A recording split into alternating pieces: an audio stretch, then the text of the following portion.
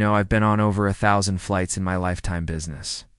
Pleasure, everything in between. But there's one particular trip, one single, mundane flight that completely changed the way I view the concept of power, of justice, and of being seen. It was wild, like something out of a movie.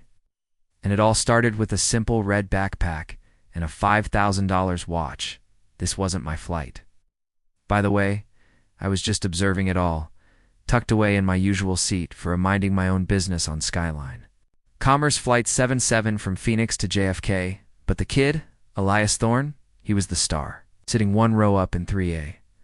Elias was maybe 12. Sharp kid, biracial, had these kind, serious eyes, and he was alone. Not alone, but traveling solo. And he carried himself with this incredible, almost unnatural stillness. He was the son of Serafina Thorne, the Serafina Thorne C, EO of Etheria Tech. One of those people who changes the world every Tuesday. Before lunch, but Elias, he was just a boy, quietly waiting for takeoff. The moment the lead flight attendant, Brenda Caldwell, clocked him sitting in first class, could practically feel the air turn cold. Brenda, she was that type of woman who wore her authority like body armor, crisp uniform, sharp lipstick, but underneath, you just sensed this seething resentment. This feeling that she deserved to be sitting in 3A, not serving it. She walked up the aisle and paused right by him, doing the fake sweet tone. "Well, hello there, sport. Are you sure you're in the right section? First class is usually for ... adults." Elias, bless his heart, just looked up, held out. His boarding pass, it was a Platinum Elite Pass, mind you, Anne said. "Yes, ma'am. I am Elias Thorne, seat 3A. My mother arranged everything." Brenda's smile didn't move an inch, but her eyes, man, they narrowed. You could hear her internal monologue screaming, "Who does this child think he is?" She disappeared to check the manifest, but really she was just stalling, letting that sense of misplaced entitlement stew. When she came back, she held up the manifest like it was the Constitution. "I've checked, Elias. No unaccompanied minor is registered to 3A.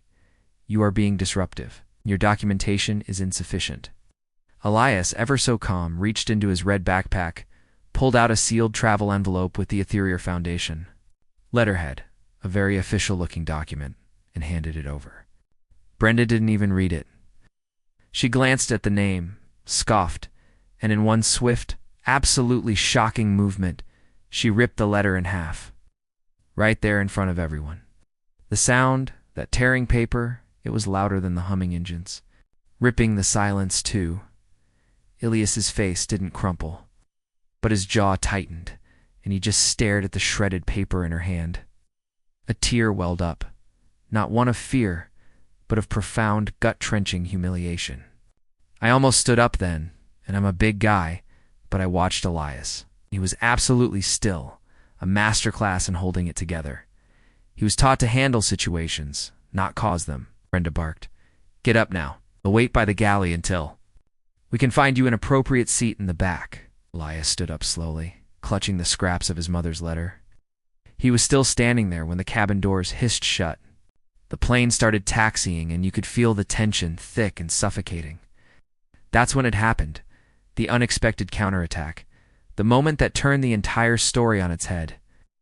Elias, standing alone, looked down at his wrist, where he wore this unassuming matte black watch, not a flashy piece, but custom-built.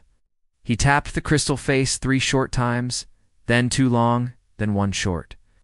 It looked like a kid fidgeting, right? But I knew that watch. That wasn't fidgeting. That was the Thorne Protocol Alpha Silent Distress Coded Direct. Encrypted ping 2, Etheria Tech's Global Security Headquarters, in the cockpit. Seconds later, the captain's console lit up, not with an air traffic warning, but an internal. "Crimson alert. Asset Alpha status. Level 2 escalation. Hold position." The plane, halfway to the runway, slammed on the brakes, stopping dead. Brenda, confused, rushed forward to the galley, muttering about the delay. Elias, standing in the aisle, now had the power, but he used it quietly, sat back down, not in his assigned seat, but on the floor right beside it, cross-legged, hands in his lap, looking small but utterly resolute. Brenda came back out, her face pinched, still trying to assert control, but the authority had already slipped away. She spotted Elias on the floor and hissed, "Get up." "You do not sit on the floor in first class." Elias looked up, his voice soft, steady, and chillingly controlled. "I'm not moving until someone calls my mom." The rest of the exchange was pure, distilled contempt. He simply asked for a glass of water, basic human need. "You can wait until beverage service, unless you plan on acting like a civilized passenger." She snapped back. That was the breaking point, the moment the deep-seated prejudice and resentment won. I saw her jaw twitch, her hand flash out, and smack. The sound echoed through the whole cabin, sharp, unmistakable. She'd struck him again, right across the opposite cheek. Gasps, real, visceral gasps, erupted around the cabin.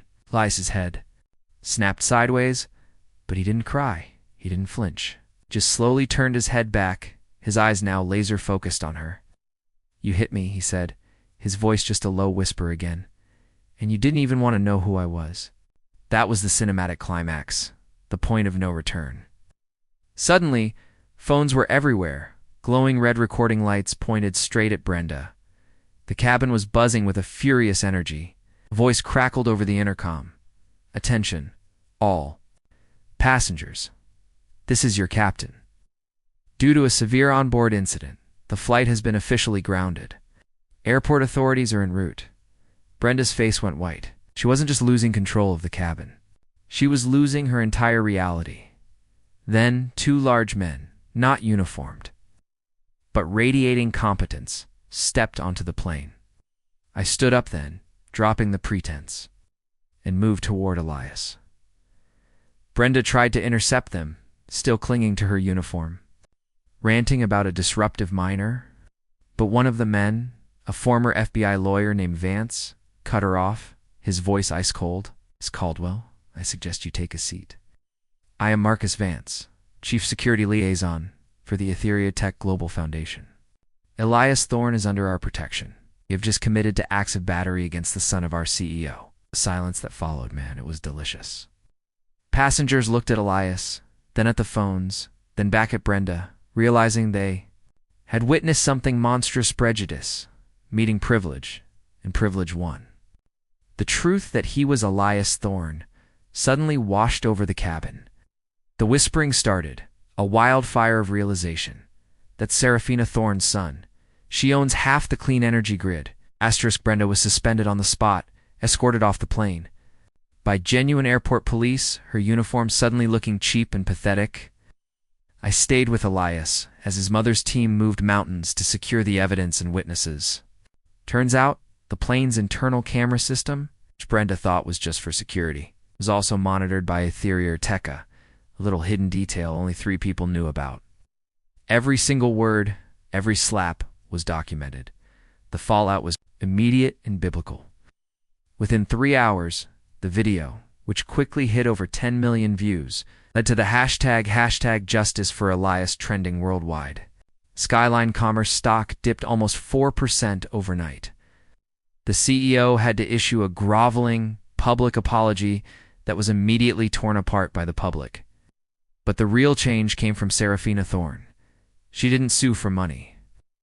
She created and funded the Elias Mandate, a binding, industry-wide protocol adopted by several major airlines requiring de-escalation training, transparency on cabin cameras, and mandatory reporting for any physical contact with a minor, regardless of circumstance.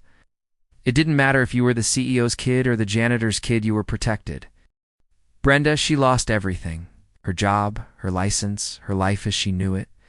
She sent Elias a handwritten letter a few weeks later, a pathetic little note dripping with regret, but mostly fear. Elias, in turn, wrote his own public statement, his words published across every major news outlet. He didn't ask for revenge. He wrote simply, "I am not angry, but I hope everyone learns to be kinder to the quiet people, even if they are not anybody's child." It was the ultimate mic drop. So yeah, that Flight 77 from Phoenix, it wasn't just an incident, it was a reckoning. It made me realize that power, true power, isn't always about shouting the loudest or wearing the stiffest uniform.